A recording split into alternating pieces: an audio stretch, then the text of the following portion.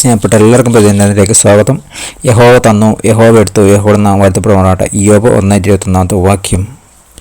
ഇയ്യോബിന് തൻ്റെ മക്കളെ ഉൾപ്പെടെ എല്ലാം നഷ്ടപ്പെട്ടപ്പോൾ ഉണ്ടായ ദുഃഖത്തിൻ്റെ സങ്കീർണത ബൈബിൾ വെളിപ്പെടുത്തുന്നു.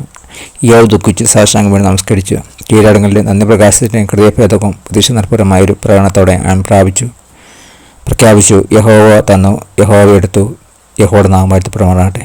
ഇയ്യോബ് പിന്നീട് തൻ്റെ ദുഃഖത്തിൻ്റെ കാര്യത്തിലും ദൈവം തൻ്റെ ജീവിതത്തെ പുനർനിർമ്മിക്കുന്ന കാര്യത്തിലും ശക്തമായ പോരാട്ടം നേരിട്ടുവെങ്കിലും ഈ നിമിഷം അവൻ നല്ലതും മോശവുമായ സാഹചര്യത്തിൽ ദൈവത്തിൻ്റെ അധികാരം അംഗീകരിക്കുകയും സന്തോഷിക്കുകയും ചെയ്തു.